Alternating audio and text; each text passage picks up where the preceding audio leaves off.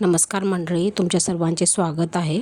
आज तुमच्यासोबत पुरणपोळी आणि येळवणीच्या आमटीची रेसिपी शेअर करत आहे। पुरणपोळी बनवण्यासाठी 1 कप चणा डाळ घेतली। चणा डाळ चांगली स्वच्छ धुवून घेतली आणि थोडा वेळ पाण्यामध्ये भिजत ठेवली। आता कणिक भिजवण्यासाठी 1 कप गव्हाचे पीठ घेतलेले आहे। त्यामध्ये थोडंसं मीठ आणि थोडीशी हळद टाकून पीठ भिजवून घेतलेलं आहे। पीठ भिजवताना इथे जास्त मेहनत नाही करायची, कारण पुढे मी काय केले ते तुम्हाला सांगते। टिप समजा काही समजा, एक छान एक स्टेप दाखवते तुम्हाला। हे बघा, पीठ असं भिजवलं आणि त्यानंतर आपल्याला वरवंट्याने ते पिठाला चांगलं चेचून घ्यायचं आहे। जुनी लोकं ना अशीच करायची। माझी आजी ही स्टेप नक्की करायची, त्यामुळे ना पुरणपोळी अजिबात फुटत नाही आणि एकदम सॉफ्ट पोळ्या होतात। पीठ चांगलं वरवंट्याने चांगलं एकसारखं त्याला चेचून घ्यायचं आहे। बघा किती सॉफ्ट आणि हलकं झालेलं आहे पीठ। बोट टाकलं की पुन्हा ते पीठ आहे त्या स्थितीला येते, म्हणजे पीठ चांगलं आपलं मळलं गेलेलं आहे। आता बघा, चांगलं सगळीकडून त्याला हे करून घेते आणि थोडा वेळ आपल्याला ठेवून द्यायचं आहे। एकदम फुलून येतं पीठ आणि त्यामुळे पोळ्या एकदम लुसलुशीत आणि सॉफ्ट होतात, अजिबात फुटत नाहीत। नक्की ट्राय करा ही स्टेप। आता डाळ शिजवण्यासाठी आपण जेवढी डाळ घेतली होती त्याच्या 1.5 पट पाणी घेतलेलं आहे आणि त्या डाळीमध्ये आपण 1 चमचा तेल आणि थोडीशी म्हणजे 1 चमचा हळद अशी टाकून कुकरचं झाकण लावून 5 शिट्ट्या करून घेतल्या। 5 शिट्ट्यामध्ये डाळ चांगली शिजून जाते।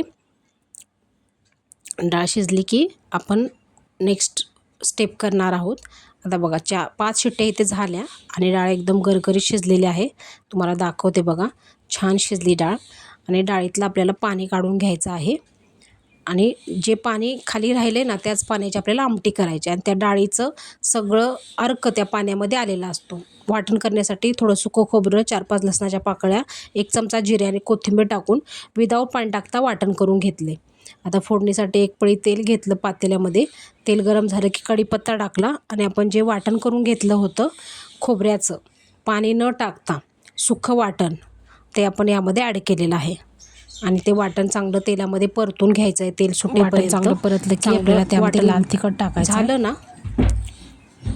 वाटण चांगलं परतलं गेलं ना, आपण यामध्ये लाल तिखट टाकणार आहोत। हे घरगुतीच लाल तिखट आहे आणि लाल तिखट पण त्या मसाल्यामध्ये चांगलं परतून घ्यायचं आहे। परतलं की आपण जे येळवणीचं पाणी होतं ना आपलं, ते ॲड केलं आणि त्या पाण्याला चांगले उकळू द्यायचे, उकळी येऊ द्यायची। खळखळून उकळी आली ना, आपली आमटी तयार आहे। जास्त वेळ लागत नाही, खूप छान टेस्टी अशी आमटी होते, कारण त्या डाळीचा पूर्ण अर्क त्या पाण्यामध्ये आलेला आहे आपण शिजवताना। त्यामुळे ते पाणी फेकून न देता अवश्य नक्की अशी येळवणीची आमटी ट्राय करा, खूप छान लागते। इंद्रायणी राईस बरोबर किंवा आपण जी पुरणपोळी बनवणार आहोत त्याच्यासोबत पण ही आमटी तुम्ही खाऊ शकता, खूप मस्त लागते। आता जी आपण डाळ ठेवली होती ना, ती कढई गरम झाली ना की डाळ टाकली आणि जेवढी डाळ आहे 1 कप डाळ होती तर 1 कप गूळ घेतला बारीक चिरून आणि डाळ आणि गूळ चांगलं मिक्स करून घ्यायचं आहे। आणि गूळ टाकल्यामुळे ना डाळीला थोडं पाणी सुटतं, तर ते पाणी आपल्याला पूर्ण आटवून घ्यायचं आहे। आपलं जे उलात नाही ना ते त्याच्यामध्ये उभं राहिलं पाहिजे, एवढं त्याच्यातलं पाणी सगळं आटलं पाहिजे। आता इथे साखरेमध्ये बडीशोप आणि वेलची टाकून पावडर करून घेतली होती, ती या मिश्रणात टाकून घेतली, त्यामुळे छान सुगंध येतो पोळीला वेलचीचा आणि बडीशोपचा वगैरे, सुंठचा, मस्त लागते। गरम गरम आहे मिश्रण, तोपर्यंत चाळणीतून असं काढून घेतलं आहे। तुम्हाला पाट्यावरती वाटायला येत असेल तर पाट्यावरती पण पुरण करून घेऊ शकता। मला पाट्यावरती नाही जमत म्हणून मी अशी करते। बघा छान ह्याच्यामध्ये पण चाळणीमध्ये चांगलं पुरण निघतं बघा, एकदम वेस्ट जात नाही काहीसुद्धा। आणि जेवढा आपण उंडा घेतला आहे पिठाचा तेवढाच पुरणाचा गोळा घेतलेला आहे, सेम क्वांटिटी दोन्हीची पण। आणि ह्यामध्ये चांगलं आपण ते पुरण ना बसवून घ्यायचं पिठामध्ये, प्रेस करून करून ना चांगलं दाबून घ्यायचं आणि वरती जे पीठ राहतं ना ते काढून पिठामध्ये टाकू शकता किंवा ते फोल्ड करून पण त्यामध्ये हे करू शकता। आणि पीठ चांगलं थोडंसं दाबून घ्यायचं, जे आपण गोळा बनवून घेतला आहे ना ते पुरण एकसारखं झालं पाहिजे। ही स्टेप नक्की करा, थोडंसं प्रेस करा आणि हलक्या हाताने सुरुवातीला लाटून घ्यायचं आहे। जास्त प्रेस नाही करायचं, नाही तर पुरण पूर्ण बाहेर येईल किंवा पोळी फुटली जाईल। त्यामुळे हलक्या हलक्या हातानेच सुरुवातीला पोळी लाटून घ्यायची आहे, कडा चांगल्या लाटून घ्यायच्या। आणि बघा गोल गरगरीत अशी पोळी लाटून झालेली आहे। मस्त होतात पोळ्या. नक्की ट्राय करा अशा. आणि मी पोळपाटाला ना म्हणजे सॉफ्ट कपडा असा बांधून घेतलेला आहे, त्यामुळे पोळपाटाला पोळी चिटकत नाही. छान होतात पोळ्या. नक्की बघा अशा ट्राय करून.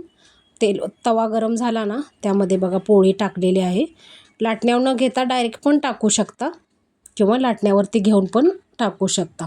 अशी जराशी बुडबुडे आले ना पोळीला वरती, मग पोळी पलटी करायची, लगेच पलटी नाही करायची. आता बघा छान टम्म फुगलेली आहे पोळी. तूप लावून घेते. तुम्हाला तेल लावायचं असेल तर तेलही लावू शकता. तेलाच्या पण छान होतात पोळ्या. बघा दोन्ही बाजूने कडा चांगल्या भाजून घ्यायच्या. अशा छान अशी पोळी गरगरीत फुगलेली, टम्म फुगलेली पोळी आणि भरपूर पुरण टाकलेल्या पोळ्या मी करून घेतल्या. अशा बघा छान झाल्या पोळ्या. कशी वाटली रेसिपी नक्की सांगा. थँक्यू.